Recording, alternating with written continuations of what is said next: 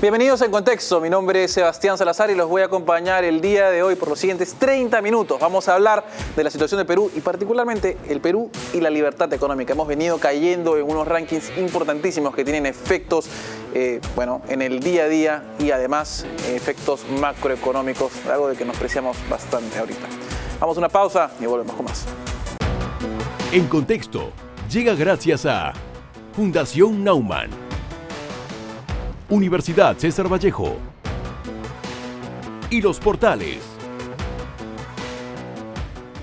Bueno, estamos de vuelta aquí en Contexto y ahora vamos a hablar con José Ignacio Beteta, presidente de la Asociación de Contribuyentes del Perú, sobre, el Perú y la libertad económica en nuestro país. Como ustedes bien han visto, en distintos rankings se viene cayendo en esta categoría específica y además durante la pandemia ha habido por necesidad una restricción dura de los derechos políticos y también económicos. Bueno, está con nosotros José Ignacio Beteta. Gracias por estar aquí con nosotros. Sebastián, ¿cómo estás? Gracias como siempre por la invitación y nada, a tus órdenes. Bueno, a ver, ¿qué es primero un índice de libertad económica y qué es la libertad económica? Bueno, los índices que hemos revisado son los índices no solo de libertad económica, sino también de competitividad. Hemos visto dos índices que son uno del Fraser Institute y otro de la Heritage Foundation, una fundación y un instituto, centro de investigación que hacen este tipo de análisis. Pero también vimos el índice de competitividad del World Economic Forum, ¿no es cierto?, del Foro Económico Mundial y del Banco Mundial, del Doing Business, que lo que hacen es miden qué tantas condiciones buenas, qué buenas condiciones le pone el Estado y sus instituciones a los ciudadanos para que puedan generar más riqueza, tener más bienestar. Eso es lo que mide un índice de competitividad o un índice de libertad también, ¿no? Es cómo funciona el Estado para que el ciudadano tenga más libertad, para generar más riqueza, para generar, digamos, más bienestar, más prosperidad, ¿no? Okay. ¿Y qué es la libertad económica? En todo caso, es justamente eso, ¿no? Es la capacidad de emprender tus propias ideas, la capacidad de poder desarrollar tus propias ideas para que puedas tú agenciarte un futuro, ¿no? Y poder crecer sin depender, sin ser una población o un sector vulnerable. Lo contrario a la vulnerabilidad es la autonomía, ¿no? Entonces la libertad para crecer te da autonomía, la autonomía te quita de ser, te saca, digamos, de esa población, de ese grupo, de esa situación de vulnerabilidad, ¿no? Ahora, tomando en cuenta, digamos, ¿qué es lo que ha pasado últimamente? ¿Ha venido cayendo el Perú?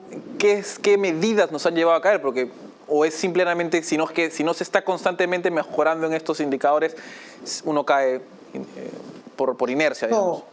No, a ver, de hecho, cuando el mundo entra a una crisis, por ejemplo, la crisis del 2008, la crisis del 98, cuando han habido crisis económicas fuertes, digamos, o globales, siempre generalmente hay algunos reajustes en este tipo de índices, pero lo que ha pasado en el Perú ha sido sintomático, digamos, hay, solamente para explicarles rápidamente a tus televidentes, a tus usuarios, digamos, el Perú viene cayendo en todo, o sea, viene cayendo en corrupción, viene cayendo en corrupción significa que viene empeorando, ¿no es cierto?, en corrupción, viene cayendo en la predictibilidad de las instituciones, en el sistema de justicia, en la protección de derechos de propiedad, en la rapidez para hacer empresas, en la innovación, viene cayendo en todos estos temas que son fundamentales, ¿no?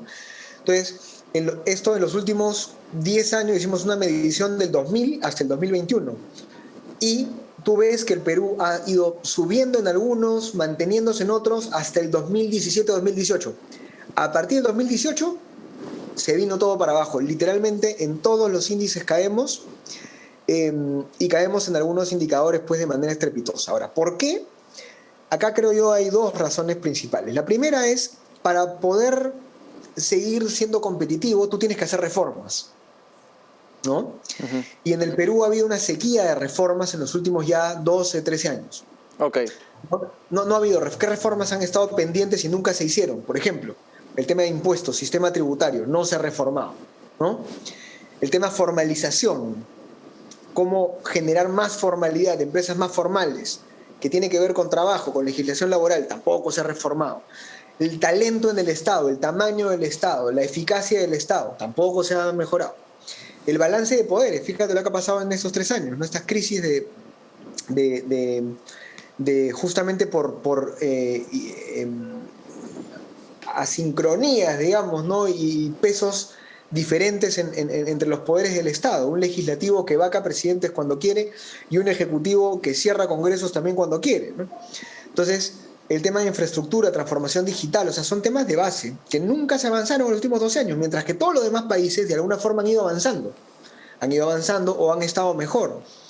Entonces ahí hay una primera causa, la falta de reformas. Y la segunda causa sí es definitivamente las crisis políticas, ¿no? O sea, ya la crisis política del Perú en los últimos 4 años ya está pasando la factura oficialmente, ¿no? Sí. Ok, entonces claro, hay un efecto que uno además pensaría, digamos, ¿por qué afecta a lo político o a lo económico? Pero al fin y al cabo recuerdo alguna vez creo que un K era ya no cuerdas separadas, me parece, era el tema. Y la verdad es que si hay incertidumbre, como lo refleja además a veces el tipo de cambio, las cosas se ponen un poco más complicadas. Ahora, ¿cuál es la importancia de tener un buen ranking? O sea, digamos, el ranking mide ciertas cosas, pero ¿en qué importa tener un ranking alto o bajo en esto? Sí, mira, a veces la gente no entiende en qué consiste la importancia de un ranking o un índice como estos que te digo, ¿no? Mira, tú cuando te vas al doctor, el doctor ha estudiado cómo funciona tu cuerpo, cómo debería funcionar tu cuerpo, ¿no? Entonces te vas al doctor, imagínate que es un médico internista, ¿no? Entonces te dice, mira, tu hígado debería funcionar así, tu riñón así, tu pulmón es así, tu corazón así. El doctor tiene una serie de variables, ¿no? Una serie de indicadores, digamos, en donde te dice, así debería funcionar tu cuerpo para que tú estés sano. Ya. Los expertos que han hecho esto, sobre todo el Doing Business del Banco Mundial y el de World Economic Forum, que son los más específicos, que se meten en variables bien, bien concretas, o sea, infraestructura, dinamismo empresarial, o sea, cosas bien específicas, han estudiado el funcionamiento no solamente del mercado, sino del Estado frente al mercado. Okay. ¿No? Entonces, claro, estos son doctores, son como el doctor. Entonces, cuando el Perú pasa la prueba de un ranking, es como si se fuera el doctor y el doctor dice, mira, el Perú está bien en esto, está bien en esto, está mal en esto, en esto, en esto, en esto. Lo que ha estado pasando últimamente es que cuando hemos ido a este doctor, cada año, nuestro chequeo anual, estamos peor cada año, ¿no? Entonces, esto no es simplemente un ranking que alguien se inventa con indicadores externos alejados de la realidad. Son indicadores, son variables que reflejan lo que debería ocurrir en un Estado moderno estándar, ¿ya? Eso es lo primero. Entonces es importante, evidentemente. Y lo segundo es que, obviamente, los fondos de inversión, el valor de tus bonos, tu cotización en la bolsa de valores, el riesgo país, el riesgo de tus empresas, todo tiene que ver también con lo que dicen estos rankings, porque finalmente los inversionistas tienen una tolerancia al riesgo, ¿no? Los prestamistas también. Si tu país viene cayendo, obviamente te dejan de prestar obviamente dejan de invertir. Y lo que ocurre, y esto es una segunda derivada que a veces también no es tan visible, como siempre el país necesita inversión, lo que termina pasando es que no vienen los mejores inversionistas, sino vienen los peores.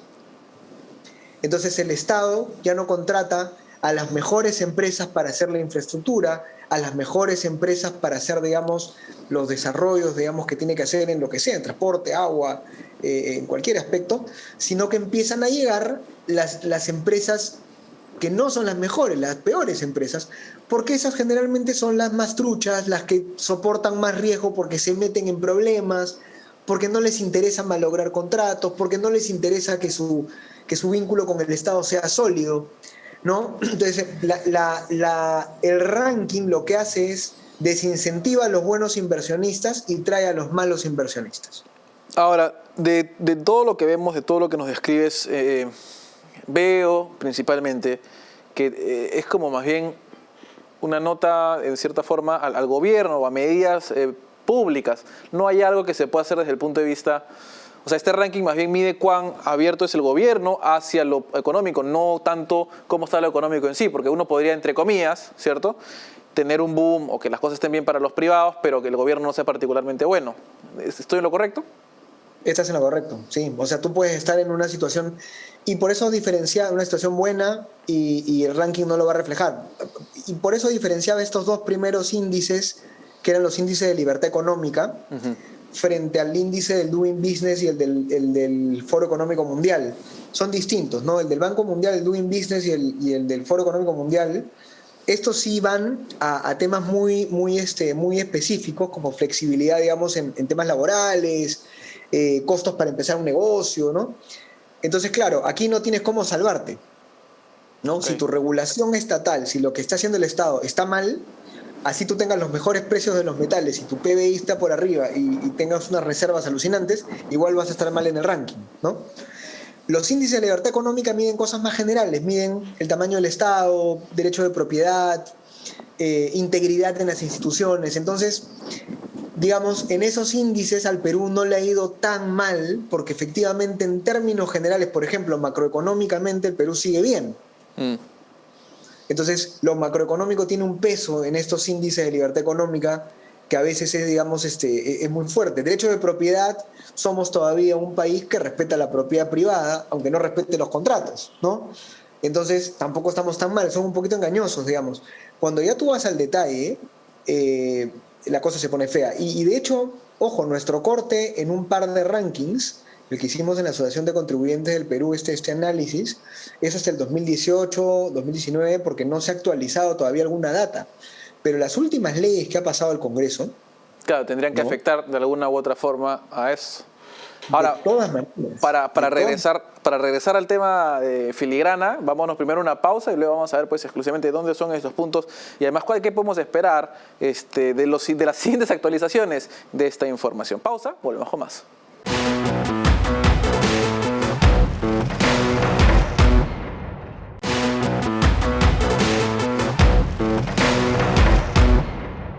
Estamos de vuelta y estamos hablando de la libertad económica en el Perú, particularmente. Se encuentra con nosotros también José Ignacio Beteta, presidente de la Asociación de Contribuyentes del Perú. Y ya estábamos viendo, si se lo ha perdido puede ver en YouTube, pone en contexto y nos encuentra al toque, la primera parte de esto.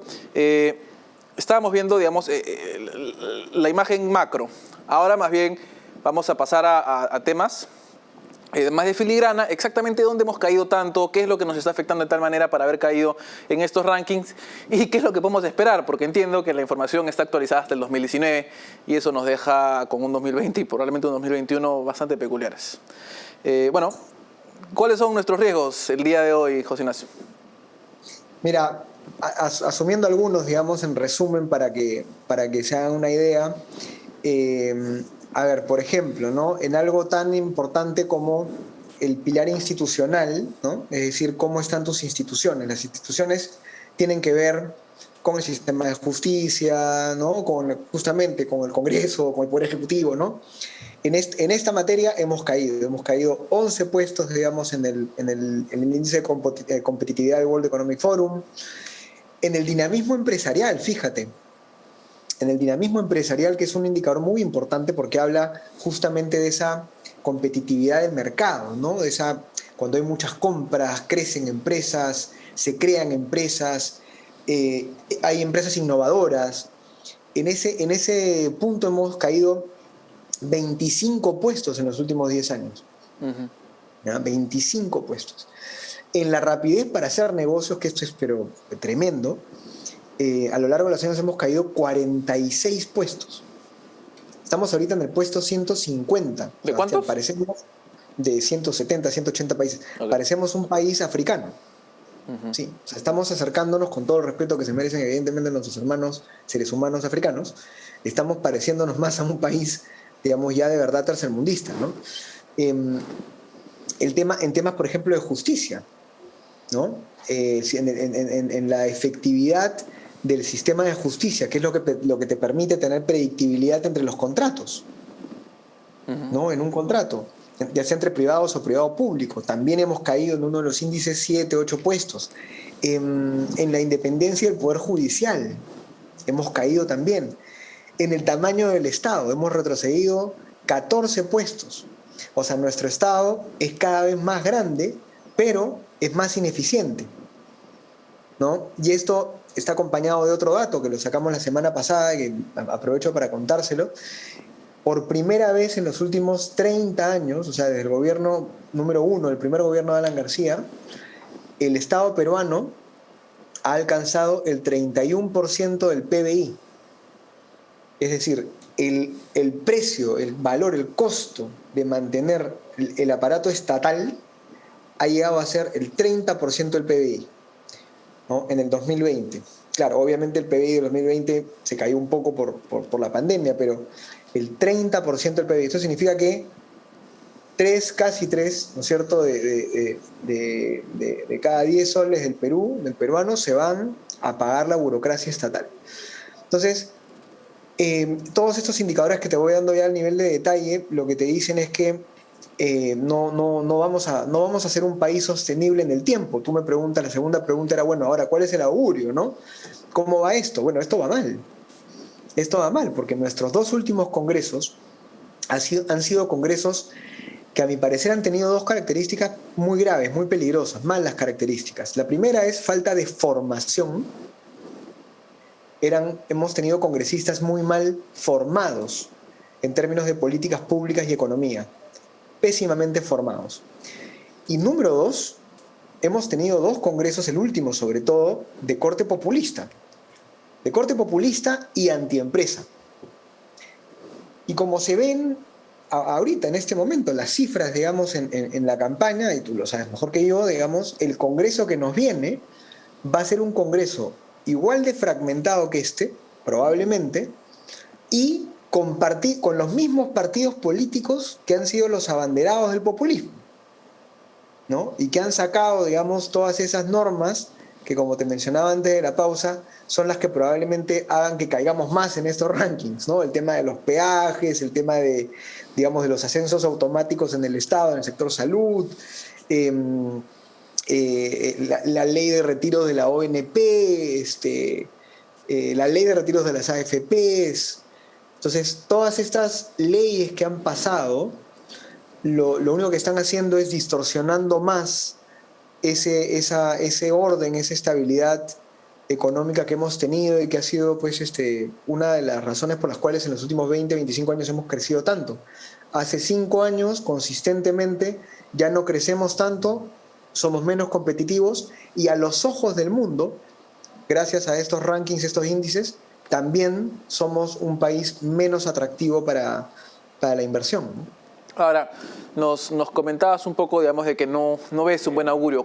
¿Qué tipo de medidas se tendrían que tomar hoy por hoy o qué indicios tendría uno que ver para pensar en tal vez una recuperación o tener un punto de inflexión en el futuro, ¿no? Porque si hemos caído sobre todo drásticamente en los últimos 3 años, 4 años, queda la esperanza, digamos, de que hay una simetría en la recuperación. En los siguientes 3, 4 años se puede hacer la vuelta donde estábamos en el 2016, ¿no?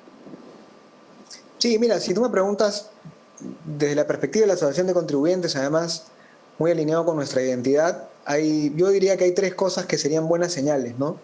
La primera es que el Congreso deje de medirse a sí mismo por cuántas leyes produce y más bien se mida, ¿no? Se ponga como un indicador de éxito que también fiscaliza al Estado y que también representa a sus votantes, ¿no? O sea, no necesitamos más leyes, necesitamos un poder ejecutivo que tenga ese control del legislativo, un control saludable, evidentemente, ¿no? Pero representativo. Yo he visto congresistas que trabajan de verdad un montón.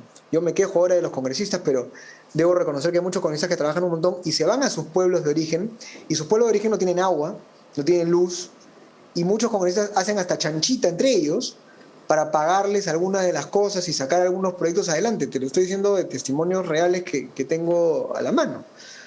Entonces, esto está enganchado, o sea, el tener un Congreso que represente mejor, fiscalice mejor y no haga tantas leyes, ya de por sí es un golazo de media cancha, ¿no?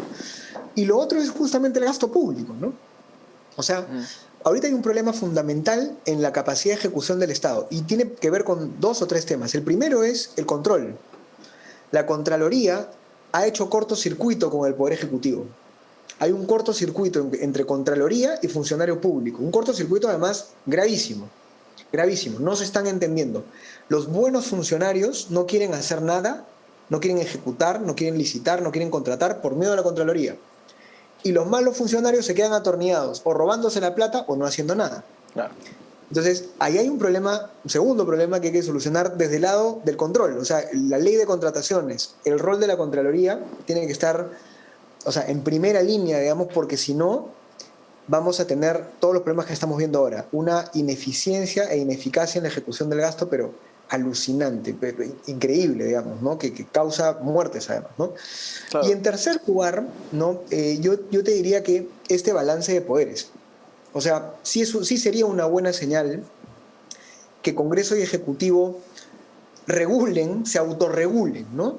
Cada uno se dé su lugar y vuelva otra vez ese balance. Y para que se recupere ese balance de poder, si no volvamos a estar en esta inestabilidad, se tiene que regular de una manera más específica la vacancia presidencial y se tiene que regular de una manera más específica la capacidad del presidente de cerrar el Congreso y este tema de las censuras al gabinete. O sea, ninguno de los dos poderes debería tener una facilidad fáctica, ¿no? Como lo dijera en algún momento el expresidente procesado actualmente.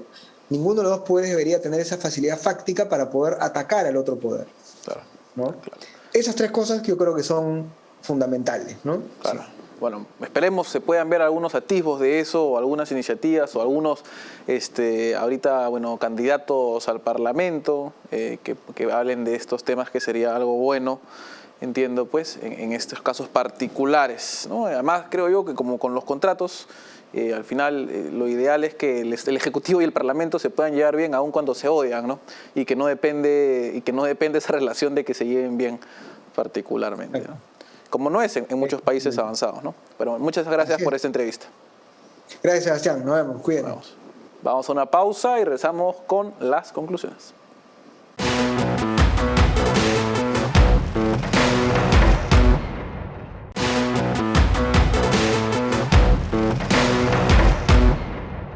Bueno, estamos de vuelta ahora con las conclusiones del programa de hoy. Como bien han visto, hemos venido en básicamente caída libre en lo que a los rankings de libertad económica respecta. Esto significa no solo que se está afectando a nuestra estabilidad macroeconómica, sino que hace más difícil el día a día de las personas abrir empresas, trámites, y además genera pues una burocracia tremenda. Y como lo han visto, ha crecido el tamaño del Estado, bueno, sobre todo por la pandemia y la contracción que hemos tenido. Hay que tomar en consideración, además, que esta caída estrepitosa que hemos vivido no toma en consideración el año 2020 ni lo que pueda pasar en este 2021. Así que hay que estar atrás de eso y, bueno, ver que nuestros representantes en el Parlamento y en el Ejecutivo también hagan su trabajo de forma adecuada. Con eso vamos a terminar las conclusiones del día de hoy, pero no me voy a despedir sin decirles que no se olviden de buscarnos a través de YouTube. Solo tienen que poner en contexto, lo ponen en el buscador y van a encontrar este y todos los demás programas. Gracias por acompañarnos, nos vemos otro día. En Contexto llega gracias a Fundación Naumann, Universidad César Vallejo y Los Portales.